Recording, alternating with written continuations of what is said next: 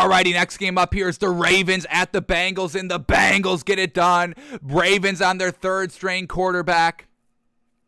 And Joe Burrow playing like a first-string quarterback. Man, oh man. Joe Burrow, holy moly, folks.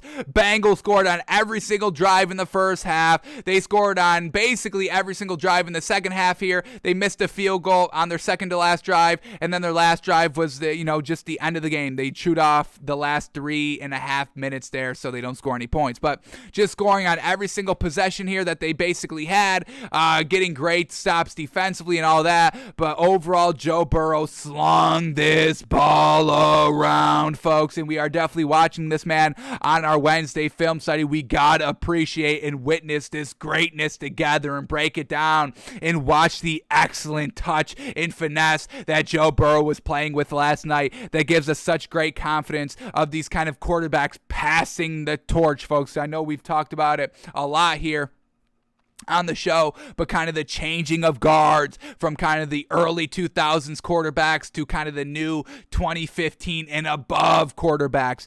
The Aaron Rodgers, Tom Brady's, Peyton Manning's, Eli Manning's, Ben Roethlisberger's, Drew Brees', Phillip Rivers, passing the torch to the new class of quarterbacks that are maybe equally as talented and maybe will be better than the kind of old school quarterbacks of, or the new age now of Patty Mahomes and Lamar Jackson and Joe Burrow and Justin Herbert and future playoff performer Tua Tagovailoa, who will wrap it up tonight or will get into the position tonight. This new age, this new era of quarterbacking play is in great hands because of Joe Burrow's performance last night. 37 of 46, folks. 80% completion percentage for 525 yards with 4 touchdowns and 0 interceptions, folks. Absolutely getting it done. I don't know if there's been a quarterback passer to throw 80% while throwing for 525 yards. That's a stat that I do not think exists, but I will maybe try to look for that after the show and tweet it out or maybe talk about it tomorrow on the show. But it's absolutely perfect here by Joe Burrow. Fantastic. Running game was good. It was serviceable. It didn't need to be anything because Joe Burrow was taking care of business himself. But Joe Mixon, 18 rushes for 65 yards and a touchdown. Joe Burrow took off twice for 11 yards as well. All right, who was Joe Burrow slinging the ball to? And this is great right here. This is what I really want to see a little bit more of here. T. Higgins, leading receiver, 12 catches for 194 yards and 2 touchdowns. Let's get T. Higgins the ball a little bit more. He's 6'4". Let's start to, get him a lot of targets. And I know they have, targeted him a lot. And he has had a lot of good games here. But I want more. We had a 97-yard game by T. Higgins week 8. It's just really, as of recently, folks, these are the last, 5 games by the Bengals here. T. Higgins, 114 yards, 138 yards, 114 yards, 23 yards, and then just last night, 194 yards. These last 5 games here, is exactly what I want to see by T. Higgins every single game. Obviously not the, the yards production, but just the overall kind of targets. And, obviously we still need a little bit of that offensive production. I don't need to see 200 yards every game by this man because that's kind of impossible.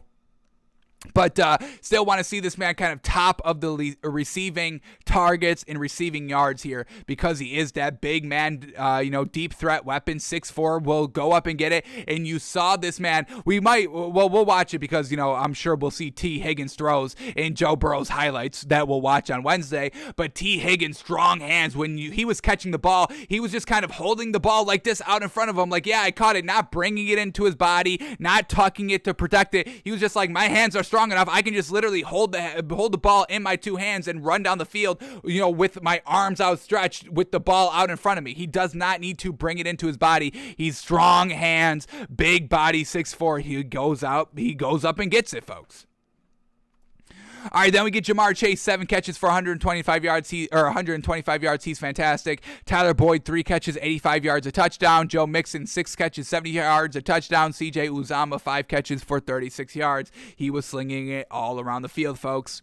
And then for the Ravens, Josh Johnson, Got down big, got down bad. Unfortunately, Josh Johnson did not look as good as Joe Burrow. Obviously, we can see that in the stats. But Josh Johnson still had a decent game here. And now, once again, it begs the question, is Lamar Jackson that special? Or is it just the Ravens offense that is good? I don't think that's the case because I don't like really anything about this Ravens offense besides Lamar Jackson. But is Lamar Jackson that special? We see Josh Johnson with some solid yards here. Now, they did get kind of blown out here, so these kind of garbage yards and all that maybe obviously don't tell the full picture here.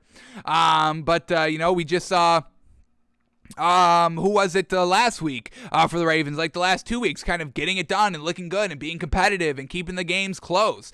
So Lamar Jackson, man, looking for that big contract. They haven't given it to him yet. Is he that special of a player? It's going to start to be kind of the question here in this offseason, especially if the Ravens don't make the playoffs this year. So Lamar Jackson is not going to have a fun offseason narrative-wise. I can definitely guarantee you that, folks. So Josh Johnson goes 28 of 40. We get 70% completion percentage. That's pretty solid. 304 yards. I'll take it. 2 touchdowns. Good. 1 interception. We don't love it. They did get kind of down big bad. They were down 31-14 at halftime. 34-14 going into the fourth quarter. So, it's not like it was competitive, but the yards and the stats are pretty solid out here. A Kirk Cousins performance, if you will. But you got to win the games, and that's what Lamar Jackson does do. He does win the game. Maybe the stats don't always look good, but he does win the game, and that's kind of the biggest thing that Lamar Jackson has of why he should be the guy and get paid and all that, because he can win you games, and we've seen that driving down, final drive after he's already thrown a couple of interceptions, a couple of pick sixes, and he still goes down and wins the game single-handedly. So that's what he does, folks. All right, the rushing game for the Ravens. Devontae Freeman, 6 rushes for 17 yards and a touchdown. Latavius Murray, 5 rushes for 12 yards. And then Josh Johnson himself, 5 rushes for 10 yards. But overall, you get down big bad, you can't continue to run the ball. So they did not continue to run the ball. All right, and then who was Josh Johnson slinging the ball to? We had Mark Andrews, who everybody utilizes, obviously. 8 catches, 125 yards, and a touchdown. James Proche, 7 catches for 76 yards. Marquise Brown, 5 catches for 44 yards. Rashad Bateman, 4 catches for 26 yards and a touchdown. Tylan Wallace, 1 catch, 18 yards, and Latavius Murray, 1 catch for 12 yards. But the Bengals get the win, 41-21. Bengals get the division lead. They are now the 3rd seed in the AFC. And Joe Burrow just had an all-time performance, and such an all-time performance that he was making some people upset here. But look at this stat right here, folks. Against Baltimore in their franchise history, quarterbacks that have thrown 400-plus passing yards and 3 passing touchdowns against Baltimore in the franchise history. There was only 4 quarterbacks to do that, throw 400 yards and 3 passing touchdowns against Baltimore in their franchise's history, folks. The 4 quarterbacks that have done that, some solid names, obviously. Peyton Manning, Drew Brees, Tom Brady, Eli Manning. Have you ever heard of that? And then there's 2 more quarterbacks on this list just this year alone, and that's Joe Burrow and Joe Burrow. He's done it twice this year against Baltimore, where it's only been done 4 times before Joe Burrow this year, folks. How crazy is that? And then Joe Burrow was making the defensive coordinator get in his feelings, because after the game, Ravens defensive coordinator Don Martindale says, quote, "I don't think we're ready to buy a gold jacket for Joe," saying, hey, let's tone it down. He's still young. He had 1 good game and all that.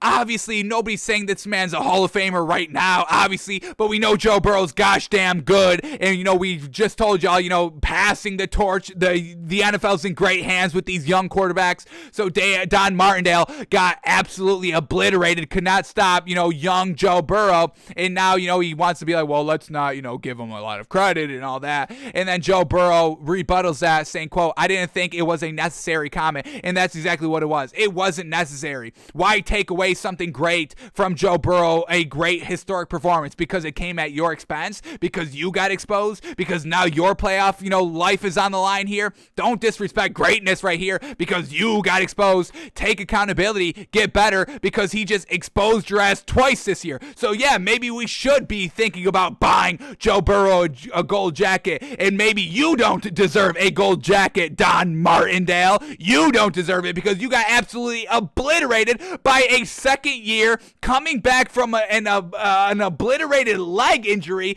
and he dropped 500 yards on your defense. You're trash. You don't deserve the gold jacket. Joe Burrow's the greatest quarterback of all time. We know this. So, Bengals get the win 41-21.